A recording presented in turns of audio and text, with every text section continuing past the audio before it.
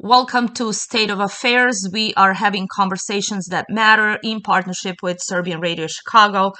I have a great pleasure to announce our guest today, Colonel Douglas Macgregor, retired Colonel Douglas Macgregor.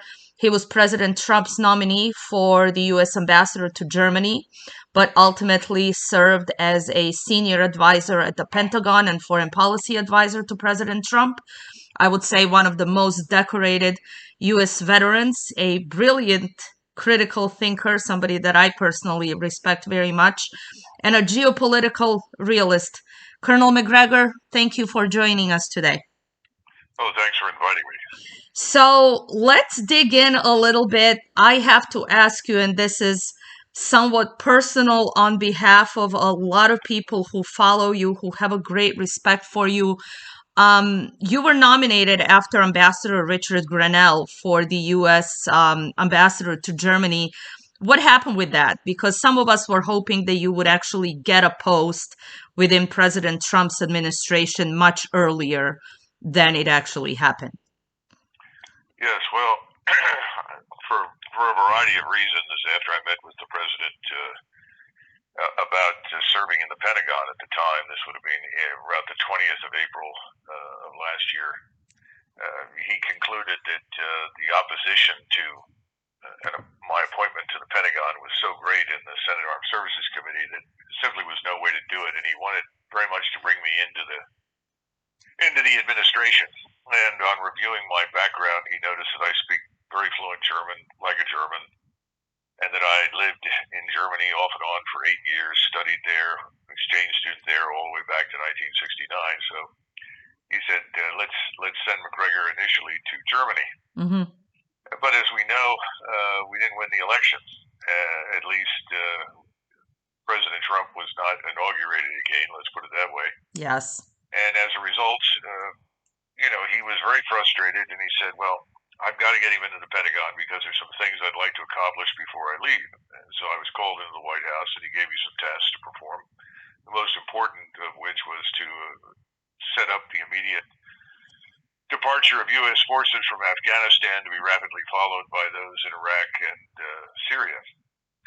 And as I'm sure your listeners know, that did not come to fruition. Sure. Even though, it was the right thing to do, and it was a great time to do it. He understood that this was in the middle of the winter in Afghanistan. And if you're going to pick a time to withdraw from the country, that's ideal for the purpose, because most of your potential opponents are effectively snowed in the mountains and valleys of the country. So there's less likelihood of what we saw happening. That was the first thing. And then secondly, that we went back and looked at the numbers of people and equipment and these kinds of things and determined about 6 to 7 weeks would be enough time to get us out. But then many opponents of withdrawal descended on the president from the Senate, as well as within his own administration. And as I like to point out, people say, well, what about the Trump administration? I said, well, the truth is there really wasn't a Trump administration. There was just Donald Trump. Wow. He had so many people appointed to key positions who were utterly opposed to everything that he wanted to do. It's really a miracle he was able to do very much at all.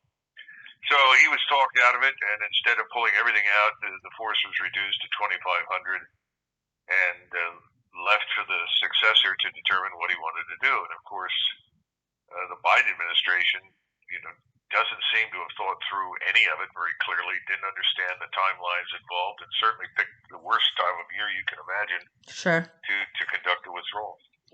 So speaking of that, let's unpack that withdrawal, because we have witnessed a debacle, essentially, an embarrassment on the global stage of our troops. And I thank you for your wonderful service, not just in the military, but also in the service of President Trump's administration. What contingencies were left in place that you obviously were directly involved with that were not followed clearly by President Biden's administration? This should not have happened. Well, obviously, but the point is that the new administration, when it swept into the building, effectively expelled everyone that had any connection to the Trump administration and washed its hands of anything that had happened under Donald Trump. And I think over time they discovered that, the president was actually right about disengaging from most of the overseas commitments. Absolutely. And as a result, I think President Biden and his inner circle decided, well, after all, we really ought to get out. And I think you're going to witness over the next year or so more withdrawals from more places. The problem is there is no coherent strategy for any of it. There is no systematic planning underway as far as I can tell. The focus is almost entirely internal, and that focus, as I'm sure your listeners are aware, is on the armed forces itself and transforming them into a very strange organization with attitudes and values that bear no resemblance to anything that I would call American. So that's another problem. But yes. For the moment, I think what we saw in Afghanistan is a pretty good snapshot of very confused and incoherent thinking at the top. And the legacy of 30 years of what I would call bad selections for senior officers, a highly politicized officer corps at the top, and a force that is not ready to take on anybody who is really organized, trained, and equipped to fight. We've had it, frankly, over the last 20 years, certainly very, very easy.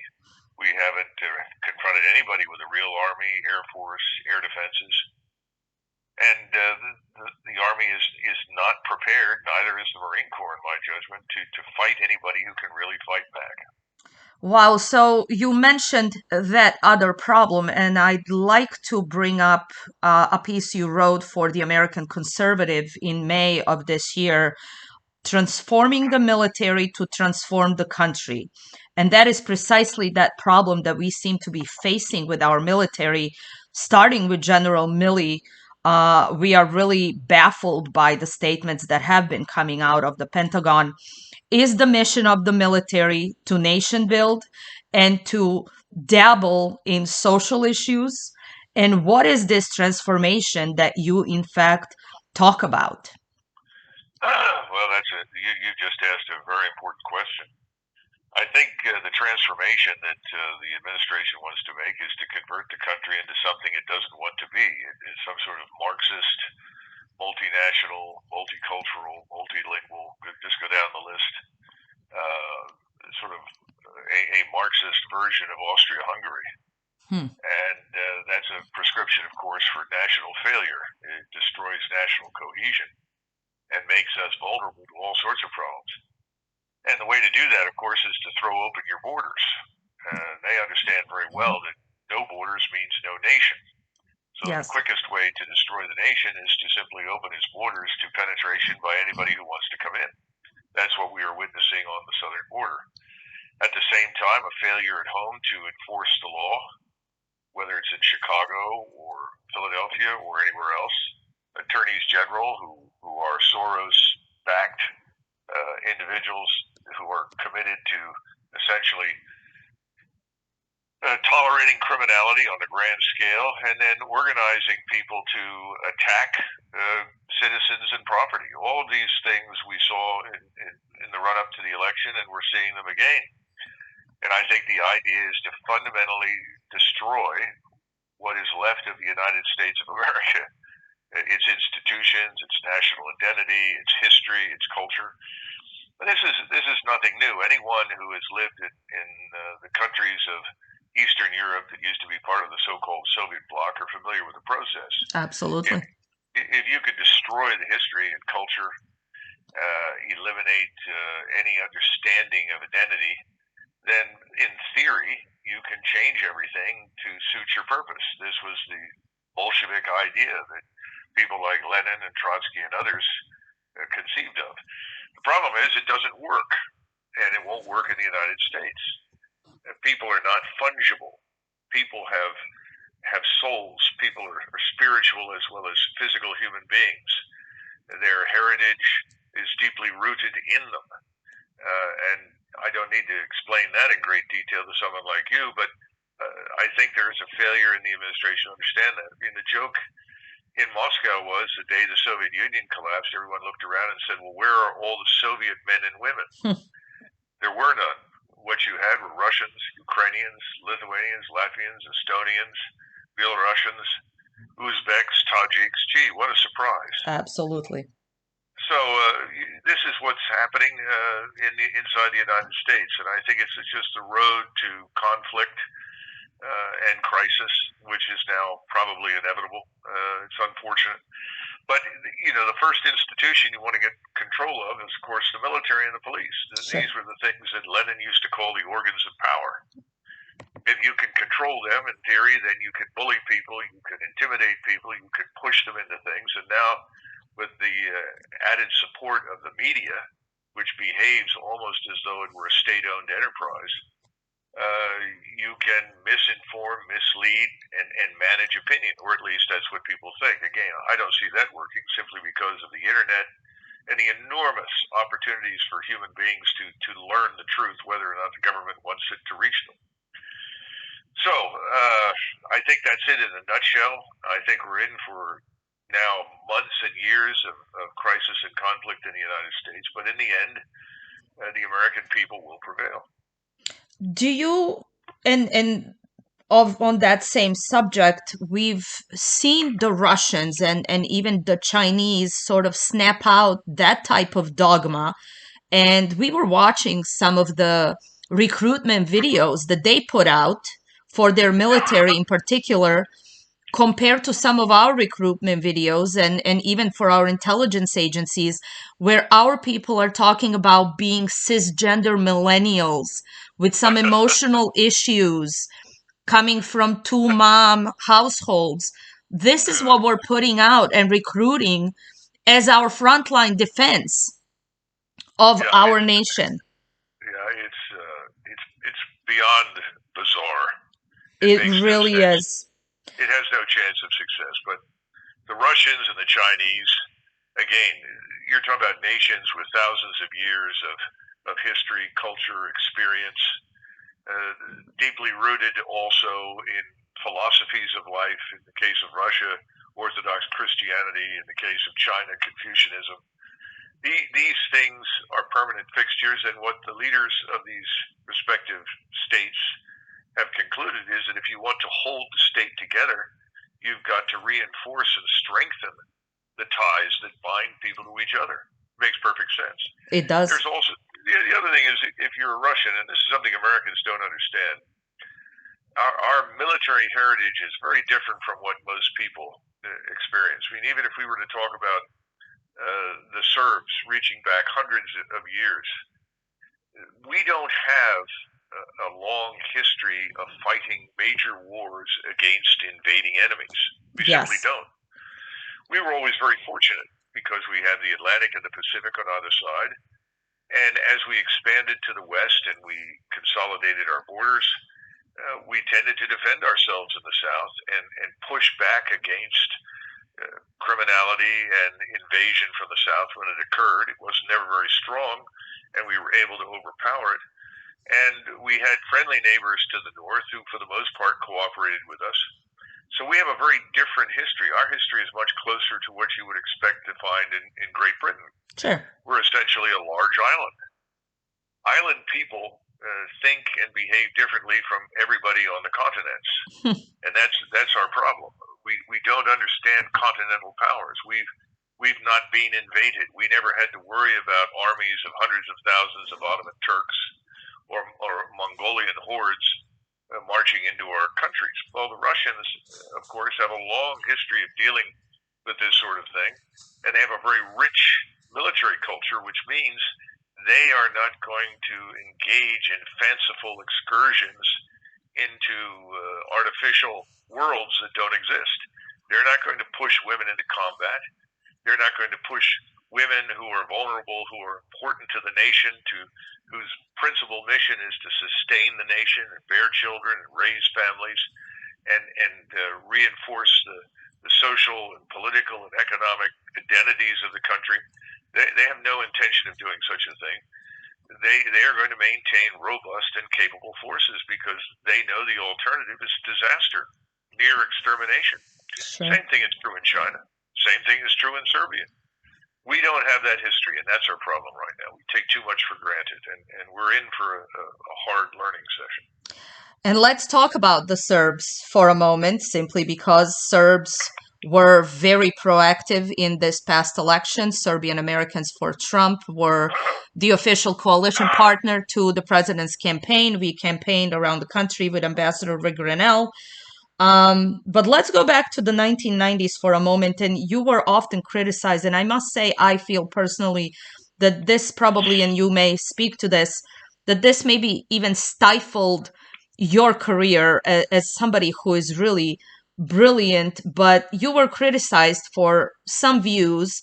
For example, saying that NATO, and you agreed with President Trump on this, that NATO is obsolete, that literally in the 1990s, NATO needed to reinvent itself to have a mission.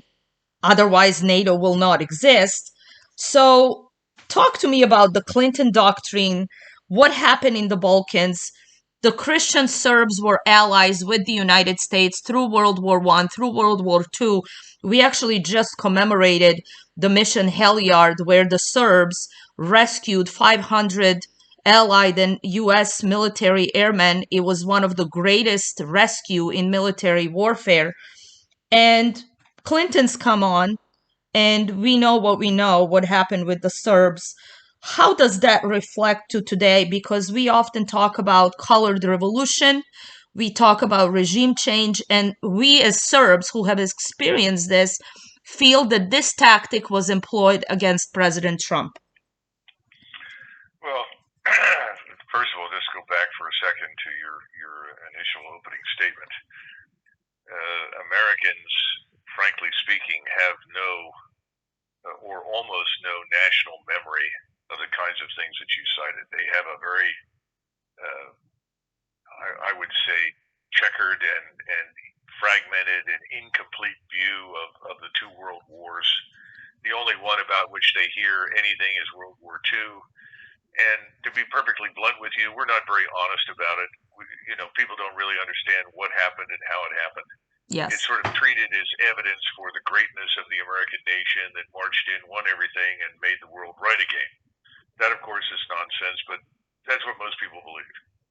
So when you take this kind of American mentality and you project it into Europe after the Second World War and NATO, people then concluded, well, this NATO thing is a very good thing. Well, it was a very good thing, and it made a great deal of sense, but it didn't make a great deal of sense once the Soviet state system collapsed. Sure. And it did not make sense in the 1990s, frankly speaking, to maintain NATO. And at the time, I thought, and many of my peers in the military thought, we should get out. We should bring the forces home, and the Europeans should sit down and determine what it is that they want to be. And they should set up their own structures, their own institutions for national security. Well, it didn't happen because, like everything else in Washington, NATO and all of these external commitments and events involve the redistribution of enormous money. Mm-hmm. And people benefit from these redistributions of cash. And so there's enormous support to maintain these commitments. And then there's also another aspect to all of this. A lot of it is, a lot of what goes on overseas is mortgaged to what I would call our national vanity. There's a certain amount of national narcissism at work, and the politicians exploit this to keep things going. In other words, we're always the ones with the white hats. We're always on the right side, and whatever we want to do is the right thing. All of this came together in the 1990s, unfortunately, with a Europe that was, quite frankly, shocked at the sudden collapse of the Soviet state system. And many Europeans, particularly the Germans, thought this is wonderful. We're going to, restore the nation. And I think if we had turned around to the Germans and said, over to you, you've got it, we're out of here, I think many of the Germans would have been very grateful, because the Germans, of all the NATO members back in the 1990s and first part of this century, were probably the least enthusiastic about intervention in the Balkans. Sure. But when the Balkan problem started with the collapse of the Yugoslav state, people saw this in Washington as an opportunity to sort of conduct their multinational, multi-ethnic, whatever you want to call it, experiment overseas. In other words, they saw this as an opportunity to force diversity and equity and all these other things on people with NATO military power. And then they said at the same time, this is wonderful because if we can drag NATO into it, our allies who've not been involved in anything like this, then we'll force cohesion on the alliance. In other words, if NATO is not out of theater, in other words, they used to say if NATO is not out of area, then it's out of business. Sure. In other words, if we can't find something for all these forces to do together, then the thing will fall apart. So you wrap those together, and what you get is this utterly insane notion that we should involve ourselves in a part of the world where we as Americans have really never operated, and we should begin to tinker with what we saw as small peoples, a few million here, a few million there, and compel them to do things they would otherwise not do. The Europeans were, for the most part, feckless. The French had mixed feelings. The British, unfortunately, are always looking for an opportunity to be strategically relevant, which means to go along with us. And again, the Germans at the time were very, very skeptical of everything because the Germans have a stronger historical memory. I remember being in Austria at the time, and the Austrians were saying, is this really a good thing what's going on in Bosnia? Yes. And they all knew the history of Bosnia-Herzegovina. They knew that they had gone in there and fought a war, most of whom felt it had been a serious mistake. And they also had a history reaching back to the Ottoman Empire. And I remember, the Austrians sitting around talking to me while I was in Vienna for a conference at the Organization for Security and Cooperation in Europe. And they looked across the table and said, well, we don't necessarily like the Serbs, but, the Serbs were with us in 1683 when we fought the Ottoman Turks. So were the Croats. So were the rest of these people. We really ought to let them sort this out. This is not something we should involve ourselves in. The Germans, I remember the night that we bombed Kosovo, and of course that night with the Kosovo air campaign began with an attack on Belgrade. Yes. And the German four-star, who was the chief of staff, was a wonderful man. Tears ran out of his eyes, over his cheeks. Oh, wow. And he looked at me and he said, Douglas, this is something we should not be doing. And he was standing in the operations center watching this unfold and turned and walked out. He was a very stoic character. I mean, this is a true Prussian, and he'd been born in Posen, or near Posen, when it was German. This was a very serious-minded man, and he had opposed this whole thing from day one. And the British military, incidentally, and the French military all thought it was crazy. They said, why are we doing this? We don't like it. But there were politicians in the West who saw benefit to it. Now, I can tell you that President Clinton was not involved. President Clinton wasn't interested in Bosnia-Herzegovina. I'm sure some of your listeners will remember how he was confronted publicly by Amanpour on CNN about intervening to rescue the Bosniaks and so forth. His attitude was, we have no business being there. But his vice president, Al Gore, Madeleine Albright, Secretary of State, Sandy Berger, the National Security Advisor, and I could go down the whole list. Yes. They were all anxious to involve themselves. We've got to go in there, and these people have to be compelled to live together. And I remember at the time saying, well, it seems to me that everybody in Yugoslavia has just fought a pretty serious conflict to get away from each other. And now you want to force them back together again. And when I was involved in the Dayton Accords, where I was asked to go in and draw maps by General Clark for various territorial solutions, one of the things that was not understood, and I kept saying over and over and over again, is there's a lot of blood's being spilled. You've just spilled a great deal of blood. This is not a time to expect people to reconcile. This is not a time to expect people to throw down their arms and march into each other's arms. It's not going to work. Finally, Holbrooke, who was the ambassador, recognized that you could not force these people back into some sort of multi-ethnic, multi-religious, multi-whatever paradise. And so you got this strange but effective agreement in Bosnia-Herzegovina that allowed the various groups to have their respective homelands, if you will. I also thought that at the time that this would work for a short while, but would not be a permanent solution. But everybody insisted that whatever we did would be permanent and lasting. And if you look at the situation today on the ground in Kosovo, what's happening right now, yes, that was all predictable. Absolutely. You know, at Rambouillet, when the talks were held before the bombing campaign began, separately, the Serb representatives and the Albanian representatives from Kosovo both agreed to a partition. And the partition would have given the Serbs the strip of land from Mitrovica south down to along the edge of Serbia. Sure. Essentially, that area would have been annexed and become permanently part of Serbia, and that's where the majority of Serbs would live. And at the time, the French and the Germans thought this is a good solution.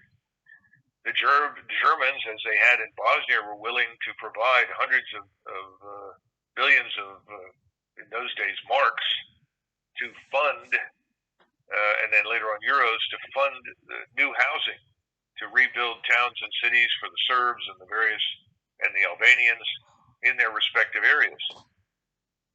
The Europeans understood, at least behind closed doors, that this is the way things have been done in Europe for centuries. Yes. But again, we intervened and said absolutely not.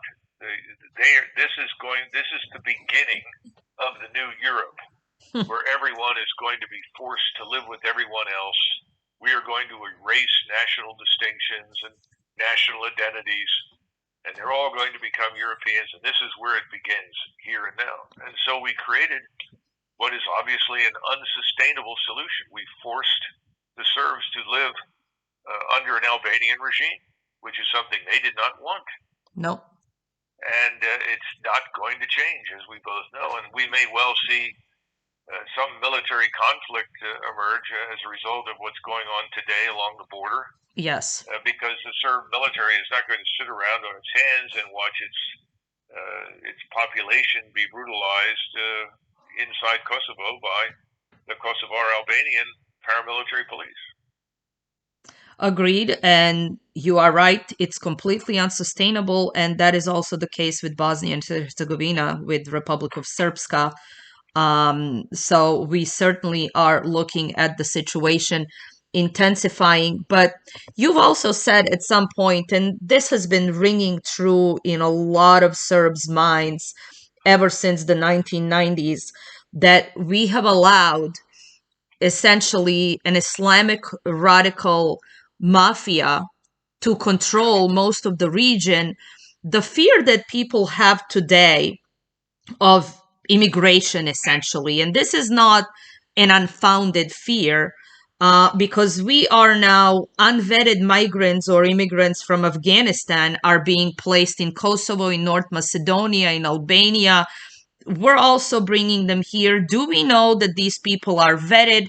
Do they understand also the remnants of the Mujahideen forces from the 1990s and the terror cells that have remained there, that have been involved in every single terrorist attack in Europe, including 9/11 here?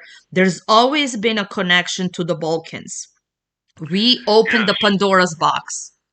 Yes, absolutely. And again, Europeans at the time, particularly the British and the French and the Germans, all three, were very sensitive to this reality. We identified Osama bin Laden and many of his deputies or captains, if you will, along with roughly 50 to 60 so-called Mujahideen fighters on the ground in Albania. We knew that. Yes. Unambiguous. And we had already seen this operation that moved between Albania and up into Herzegovina in the area called the Sanjak. Mm-hmm. We had seen the movement of these entities back and forth. We understood what it was about, and Izetbegovic, who was the man that became the initial leader of the Bosniaks, was absolutely a self-identified Turkish Muslim. Absolutely. He was imprisoned for this. Yes, and he, his aims were abundantly clear. But there was this bizarre notion in Washington, D.C., in the elites here, that we were going to show the Muslim world that we were prepared to fight for the interests of Muslims. Again, why anyone thinks that the people that are living in Saudi Arabia, Iraq, or Pakistan are particularly interested in what happens in the Balkans is beyond me, because they're not. But nevertheless, we took that position, and we tended to turn a blind eye to the very matter that you're describing. So we've created a disaster on the ground in the Balkans. Rebuilding, recreating an Islamic state on European soil after Europeans collectively spent hundreds of years driving the Muslim Turks out of Europe is beyond rational. It's insane. But we've done it. And again, this is a monument to the notion that somehow or another we Americans, with our European friends, can create new things where they have failed previously and make them work. It doesn't.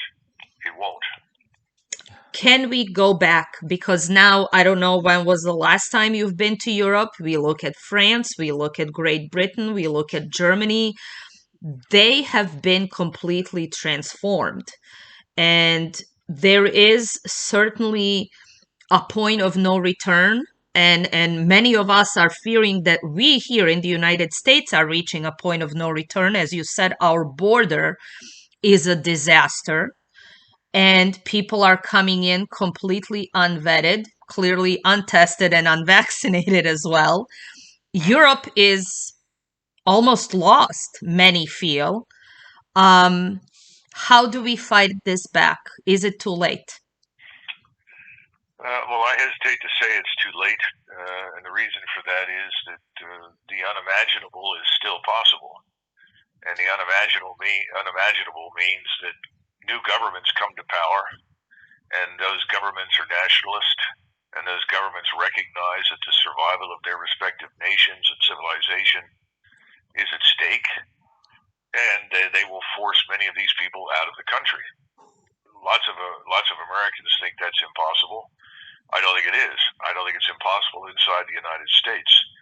I'm not necessarily saying it will or will not happen. I'm just pointing to that as a very real possibility. Sure. Again, everything can endure as long as there is an inexhaustible quantity of cash to support it. That's very important to understand. Follow the money. Yes, if the Germans can continue to provide billions and billions of euros to sustain these Muslim populations on German soil almost indefinitely, then I guess things will be fine. But I don't see that happening. I don't think it's going to happen in France. I think we are all headed into new territory when it comes to the economy. I think we're headed for a financial crisis that is significant. It's not going to be mastered by simply printing more cash. In fact, the opposite is the case. I think we will be compelled to disengage largely from our overseas commitments as an economic measure. And I think the American people are going to demand action inside the United States to remove large numbers of people who are clearly criminals, terrorists, and in Europe, I think a similar situation will occur. I just don't know when, and I don't know how, but that's the way things tend to go. I mean, you tend to be very dependent upon economic stability. When that economic stability is gone, then so is everything that depends upon it. Sure.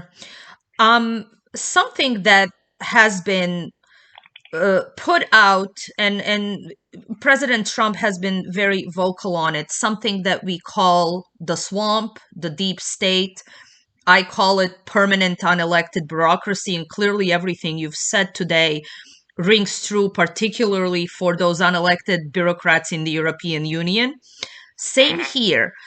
We're looking towards 2022 and potentially 2024. The election integrity is a big thing. However, one thing that nobody seems to answer also is we may have an election where, as we've seen last time around, we elected President Trump. President Trump may appoint some people at the top. We may vote for senators, congressmen, and women. But that permanent unelected bureaucracy, when we talk about the State Department, when we talk about our agencies that have been infiltrated, how do we get rid of that type of swamp? Because that seems to remain. See, people who we elect, in their eyes, they are a temporary nuisance. They'll come and go, but they remain. How do we change this? Because before we fix even 2020, looking ahead of the election that's coming, there is that unelected bureaucracy that will stay with us. What do we do about that? The left has reached two erroneous conclusions. First erroneous conclusion is elections are not referendums. Most of what's been going on in this country, everything from unrestricted immigration, open borders, to declaring marriage to be effectively anything you want to call it, are things that were never determined by referendum. Whereas the American people were never asked, do you support X, yes or no? Do you want X, yes or no? They were never asked. They were never asked, do you want to intervene in the Middle East? Do you want to intervene in the Balkans? Do you want to do... We've never had any referendums like that. And quite frankly, if you had referendums, I think the answers would have come back almost inevitably as no. We don't support it. We don't want it. So the first thing is elections aren't referendums, but the left thinks that because they've managed to win a majority of elected seats, that they have absolute authority and power to do as they wish. The second thing is what you're talking about. Unelected bureaucrats cannot and must not and do not govern. But they're governing. That's the problem. The unelected bureaucrats are governing. And the elections are not referendums, but they're being treated as such. So the left thinks that it's working its way into a position of permanent government. Now, there are only a couple of ways to change that. One is you have a crisis involving the economy and finance, which I think is coming, and the government implodes because it demonstrates that it is not confident, that it cannot manage the crisis. I think there's a very real potential for that in the near future. Okay. The second is that eventually there are rebellions, not necessarily armed rebellions, but rebellions in the sense that people simply stand up and say, no, we're not going to do it. We're not going to tolerate it. It's unacceptable to us. That's then if they are treated badly, if they are harmed in any way, physically harmed, then you get an open revolt. But I think the most likely scenario is the first one, that the government demonstrates it's not competent. I mean, that's what we saw in Afghanistan. We saw the government is not competent. The senior officers in the military are not competent.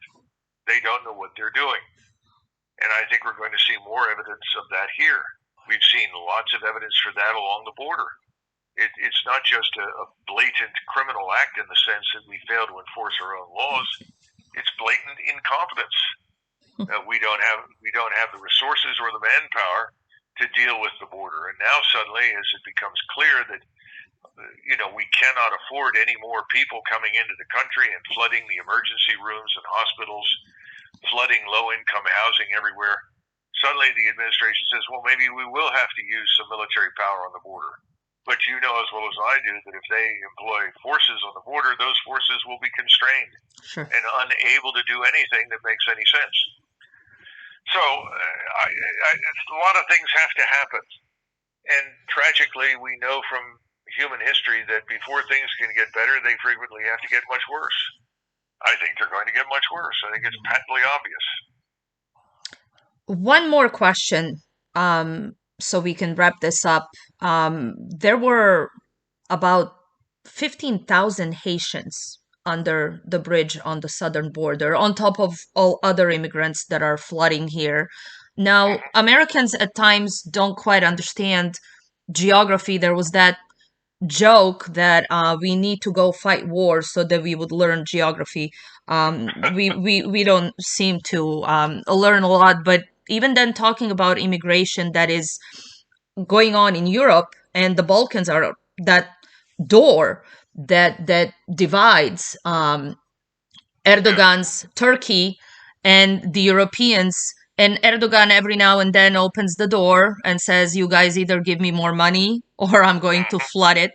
But we see these waves of immigrants here on our border. How did Haitians, for example, just miraculously appear on our border? I mean, we have to understand that they're coming from an island. There is no land mass that they can walk on to get here. As you mentioned many times, and we need to reiterate this, follow the money. There is a lot of money being poured into these caravans that are all of a sudden appearing. Who is funding all of this? I think I know the answer, but can we agree on it? Yeah, of course. Well, first of all, as far as the Haitians are concerned, the majority of those Haitians that we saw under those bridges, or under the bridge in Texas, are Haitians who are already living in Latin America. Okay. They've left Haiti and they moved into Latin America, and they have been told, look, you can come to the United States. Borders are open. President Biden is inviting you. And so they pack up and they move. You had the same thing in Kabul, incidentally. Remember we saw these pictures of thousands of young men, very few women and children, yes. In many cases none, and they were hanging onto airplanes. Well, people said, look, you know, if you show up at the airport, you can go to America. And these rumors spread like wildfire. Well, where did these rumors start? I don't know, but I think I can guess. And we know that the caravans had always been supplied with everything from new Nike sneakers or footgear to new T-shirts and food and other things. And cell phones. These things were assembled, organized, and then shipped north. And we know that major donors like Mr. Soros have had a hand in these kinds of things. Yes. I suspect that you would also find this reaches all the way back to Washington and to the left that's sitting in the House and the Senate. I'm quite sure that all of these things are networked and connected in some way. No doubt about it. And today it's very easy to do that thanks to the internet. Of course. One final thing. One other thing before we leave. Absolutely, please. In the Eastern Hemisphere. Americans don't understand that when we operate anywhere outside of the Western Hemisphere, we are visiting. Yes. In other words, our position, our presence is always temporary. It's never permanent. Americans don't understand that. The world is really not our playground. And I don't think most Americans want it to be. I don't think most Americans, if you sat them down and asked them whether or not they want to spend hundreds of billions of dollars every year to maintain forces in other people's countries, that they would say yes. I would say most of them would say probably not. But the difficulty that we confront is that too many Americans don't understand that we're just visiting. So these solutions that we put forward, and when I say we, I'm talking about the people who are temporarily in charge in Washington, are never permanent. They're always temporary. They depend upon the presence of U.S. and allied military power for their sustainment. That's not a permanent solution of any kind. And we refuse normally to listen to the other side. I saw this happen with the Serbs. Yes. I saw it happen with the Croats. I saw it happen with everybody. There was no willingness to listen to what other people said. We walked into these things that this is the solution, this is what we want, and we're going to force you to accept it. No sense of fair play, no sense of what was workable and what wasn't, no sense of let's build a solution that is acceptable to everybody, because that's the best solution that you can get. And that has a chance of success. You know, when you go to war or you go into any conflict, the reason you go is normally for a better peace. Yes. You're fighting to achieve a better peace. We've lost sight of that. Now we're fighting to impose regimes on other people who don't want them. That's the problem. And ultimately, no American soldier needs to go out dying and losing their life for something that is unsustainable and not based in reality. And currently, as you mentioned, we are seeing the administrative line unraveling with Serbia and Kosovo, and no American soldier certainly needs to go and die for the Albanians. One last thing, and I am so thrilled that we can make our announcement that you will be visiting lovely Naples, Florida on October 27th. So we'd love to invite everybody to come to our event, and you will hear some wonderful wisdom from Colonel Doug Macgregor. Well, thanks very much. I appreciate it. Look forward to visiting with you soon. Thank you so much, and we will be in touch. And as I said, state of affairs, we certainly have had a conversation that matters today. Colonel Macgregor, thank you.